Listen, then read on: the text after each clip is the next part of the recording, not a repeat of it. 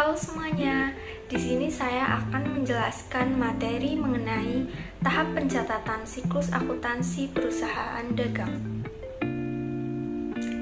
Apa sih tujuan pembelajaran dari kita mempelajari materi ini? Setelah mengikuti kegiatan pembelajaran, peserta didik diharapkan mampu yang pertama yaitu mensyukuri hakikat akuntansi sebagai sistem informasi keuangan. Yang kedua, menunjukkan perilaku jujur, disiplin, tanggung jawab, peduli, responsif, dan proaktif dalam melakukan kegiatan tahapan akuntansi perusahaan dagang. Yang ketiga, menganalisis penyusunan siklus akuntansi tahap pencatatan pada perusahaan dagang. Yang keempat, membuat tahap pencatatan siklus akuntansi pada perusahaan dagang. Materi selanjutnya yaitu pencatatan transaksi dalam perusahaan dagang dengan menggunakan metode fisik atau periodik. Metode fisik atau periodik artinya pencatatan yang berkaitan dengan barang dagangan tidak dilakukan secara kontinu, sehingga persediaan barang dagangan akhirnya dihitung secara fisik yang ada di gudang. Yang pertama, pembelian barang dagangan dicatat dalam debit yaitu pembelian dan kredit sebagai kas atau utang dagang. Yang kedua, pengiriman kembali barang dagangan yang telah dibeli atau retur pembelian dicatat sebagai kas atau utang dagang di debit dan retur pembelian dan PH di kredit. Yang ketiga, penjualan barang dagangan dicatat sebagai debit yaitu kas atau piutang dagang dan penjualan dicatat di kredit. Yang keempat, penerimaan kembali barang yang telah dijual atau retur penjualan dicatat sebagai debit yaitu retur penjualan dan PH dan dicatat sebagai kredit yaitu kas atau piutang dagang. Yang kelima, pembayaran biaya angkut barang yang dibeli dicatat sebagai debit beban angkut pembelian dan dicatat sebagai kredit yaitu kas. Yang keenam, pembayaran beban angkut barang yang dijual dicatat sebagai debit yaitu beban angkut penjualan dan di kredit yaitu kas. Yang ketujuh, pembayaran utang dagang tanpa adanya potongan dicatat sebagai debit yaitu utang dagang dan kas dicatat sebagai kredit. Yang kedelapan yaitu pembayaran utang dagang dengan adanya potongan dicatat sebagai debit yaitu utang dagang dan dicatat sebagai kredit yaitu kas dan potongan pembelian. Yang kesembilan, penerimaan pelunasan piutang tanpa potongan. Jurnalnya yaitu dicatat sebagai debit, kas, dan dicatat sebagai kredit piutang dagang. Yang ke-10 yaitu penerimaan pelunasan piutang dengan potongan. Dicatat sebagai debit yaitu kas dan potongan penjualan, dan dicatat sebagai kredit yaitu piutang dagang. Yang selanjutnya yaitu akan dijelaskan mengenai jurnal khusus. Materi yang akan disampaikan yaitu mengenai pengertian jurnal khusus, kemudian ada perbedaan jurnal umum dan jurnal khusus, kemudian ada jenis jurnal khusus, dan yang terakhir yaitu pemindah bukuan jurnal khusus ke buku besar atau posting. Pengertian dari jurnal khusus sendiri yaitu jurnal yang dirancang secara khusus untuk mencatat transaksi yang bersifat sama dan sering terjadi atau berulang-ulang dengan tujuan agar dapat bekerja secara efektif dan efisien. Manfaat yang diperoleh dengan menggunakan jurnal khusus antara lain, yang pertama yaitu memungkinkan adanya spesialisasi pekerjaan. Yang kedua, memudahkan pemindah bukuan ke buku besar. Yang ketiga, memungkinkan adanya pengendalian intern yang baik. Dan yang terakhir yaitu menghemat biaya. Adapun perbedaan jurnal umum dengan jurnal khusus.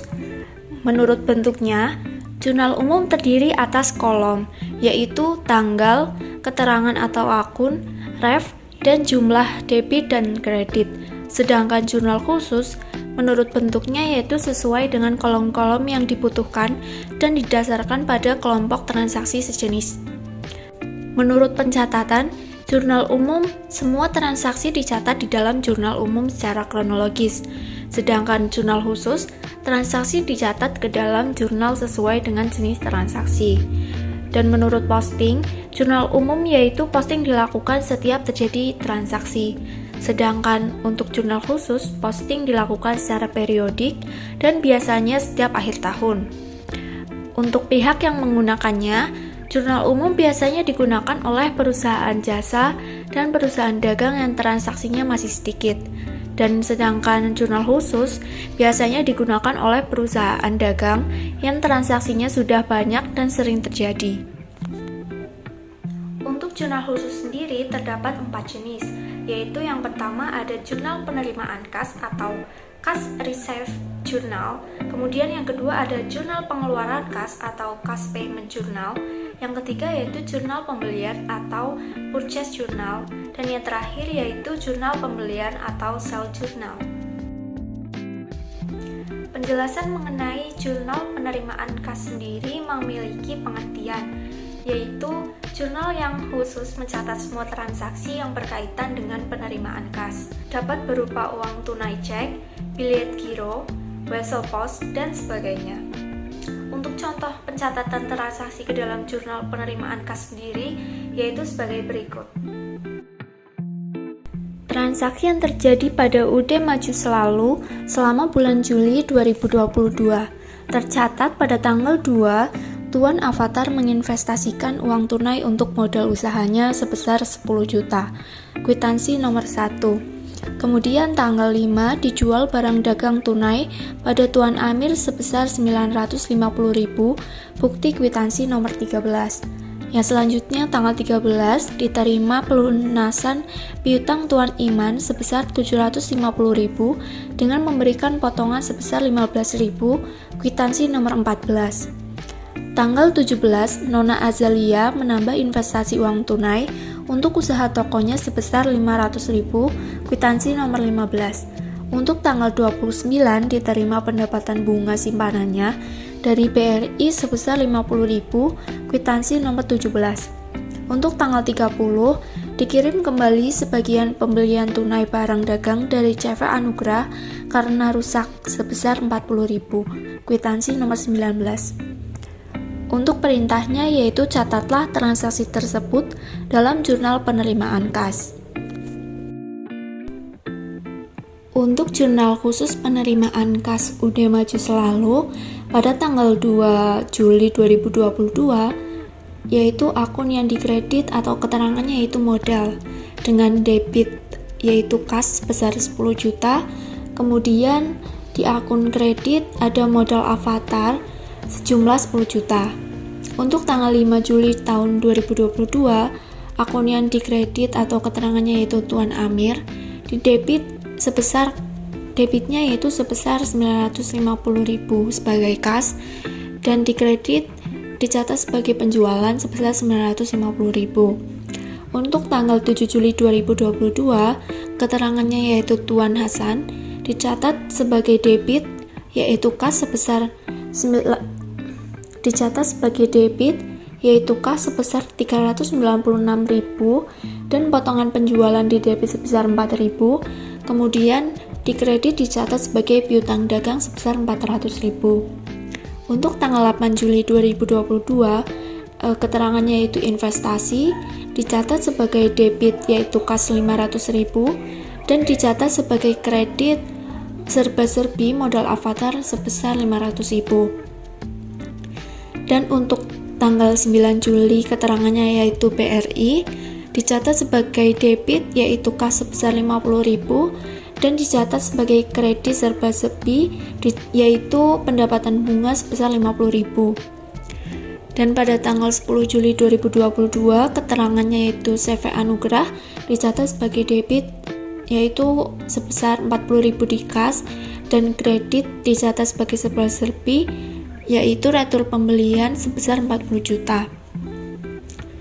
Dan untuk jumlah debitnya yaitu di kas ada 1.936.000 dan di potongan penjualan ada 4.000 dan di kredit piutang dagang ada 400.000, di penjualan ada 950.000 dan di serba-serbi jumlahnya itu 590.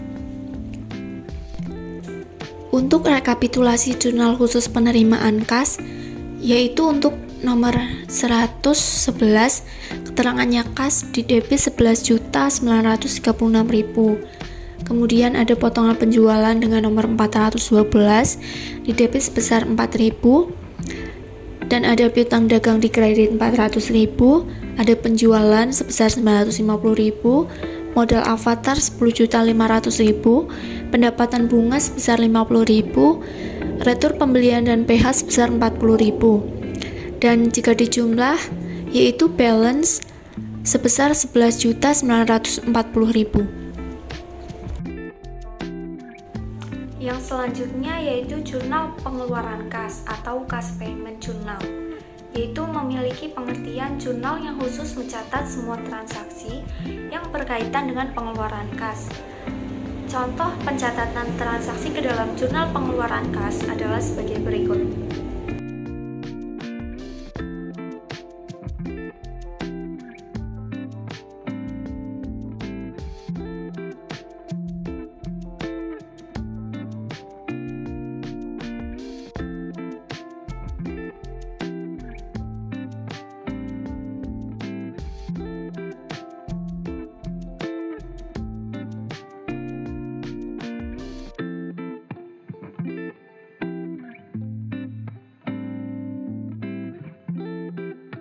Yang selanjutnya yaitu jurnal pembelian atau purchase journal, yang memiliki pengertian yaitu jurnal yang digunakan untuk mencatat transaksi pembelian barang dagangan dan aktiva lain secara kredit. Contoh pencatatan transaksi ke dalam jurnal pembelian yaitu sebagai berikut. Transaksi yang terjadi pada UD Maju Selalu selama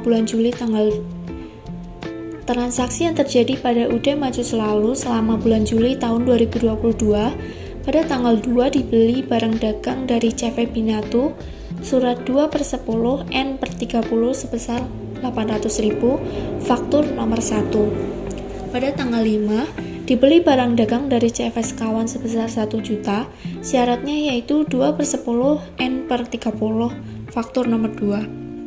Tanggal 7 dibeli peralatan toko dari CV Anugerah sebesar 800.000 secara kredit, faktur nomor 3. Dan pada tanggal 10 dibeli perlengkapan toko dari CV Anugerah sebesar 300.000 secara kredit, faktur nomor 5. Yang terakhir yaitu pada tanggal 25 dibeli perlengkapan toko dari CV Anugerah sebesar 400.000 secara kredit, faktur nomor 6. Diminta untuk mencatat transaksi tersebut dalam jurnal pembelian. Berikut jurnal khusus pembeliannya. Jika dicatat jurnal khusus pembeliannya yaitu jumlah pada sisi debit sebesar 1.800.000 di pembelian, untuk perlengkapan toko sebesar 700.000 dan di serba-serbi sebesar 800.000. Dan di sisi kredit terdapat utang dagang sebesar 3.200.000. Untuk rekapitulasi jurnal khusus pembelian yaitu jumlahnya balance dengan jumlah 3.200.000. Materi yang selanjutnya yaitu jurnal penjualan atau sales journal, yang memiliki pengertian yaitu jurnal yang digunakan untuk mencatat transaksi penjualan barang dagangan secara kredit. Contoh pencatatan transaksi ke dalam jurnal penjualan tersebut yaitu sebagai berikut.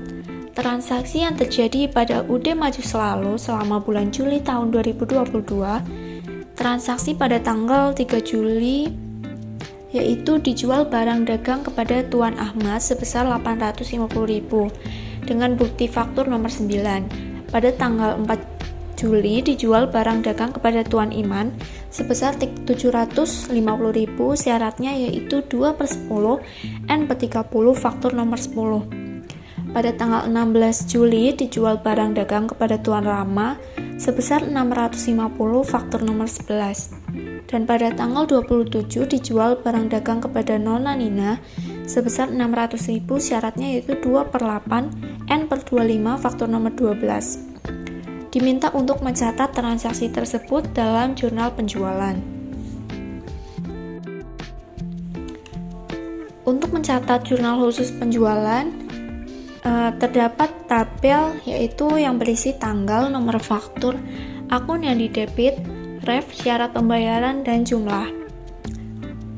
Untuk jumlahnya sendiri yaitu sebesar 2.850.000. Dan untuk mencatat rekapitulasi jurnal khusus penjualan yaitu dengan jumlah balance yaitu sebesar 2.850.000. Materi yang selanjutnya yaitu pemindah bukuan jurnal khusus ke buku besar. Yang pertama yaitu buku besar utama atau general ledger yang memiliki pengertian yaitu sekumpulan akun untuk mencatat transaksi yang saling berhubungan dan digunakan untuk menyusun laporan keuangan. Catatan yang terdapat pada tiap akun buku besar utama berasal dari saldo-saldo akun neraca saldo atau awal, dan dari jurnal khusus atau rekapitulasi jurnal khusus. Untuk contohnya yaitu sebagai berikut.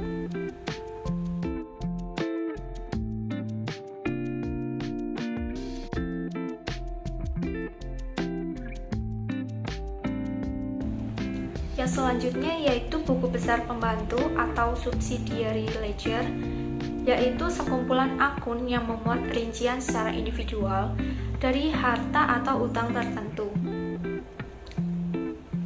Buku besar pembantu juga berfungsi sebagai rincian buku besar utama, akun, serta untuk mengendalikan atau mengontrol harta dan utang. Terdapat jenis buku besar pembantu dalam perusahaan dagang, di antara lain yaitu yang pertama, buku besar pembantu piutang atau account receivable subsidiary ledger, yaitu buku tempat mencatat rincian piutang perusahaan menurut nama pelanggan atau debitur. Sumber pencatatan buku pembantu piutang berasal dari bukti transaksi yang berkaitan dengan piutang dan dapat berasal dari jurnal penjualan, jurnal umum, dan jurnal penerimaan kas. Yang kedua yaitu buku besar pembantu utang atau account payable subsidiary ledger, yaitu buku tempat mencatat rincian utang perusahaan menurut nama kreditur. Sumber pencatatan buku pembantu utang berasal dari bukti transaksi yang berkaitan dengan utang dan dapat berasal dari jurnal pembelian, jurnal umum, dan jurnal pengeluaran kas. Untuk contohnya adalah sebagai berikut. Pada jurnal khusus penjualan terlihat jumlah jurnal khusus penjualan yaitu sebesar 2.850.000. Kemudian untuk jurnal khusus penerimaan kas terlihat jumlahnya yaitu pada sisi debit sebesar 1.936.000 di kas dan pada potongan penjualan sebesar 4.000. Pada sisi kredit di piutang dagang terdapat jumlah yaitu 400.000, pada penjualan sebesar 950.000 dan pada serba-serbi sebesar 590.000. Berdasarkan jurnal tersebut diminta untuk memposting jurnal ke buku besar pembantu piutang dan utang dagang.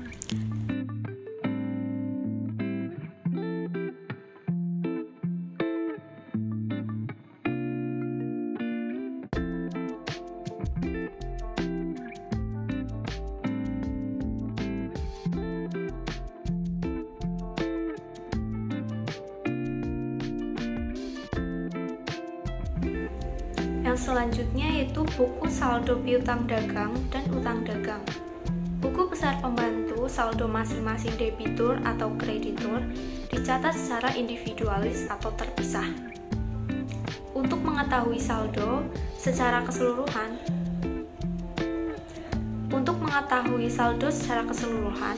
maka dibuatlah ikhtisar yang memuat kumpulan dari saldo-saldo buku besar pembantu yang disebut buku saldo. Untuk contohnya yaitu sebagai berikut.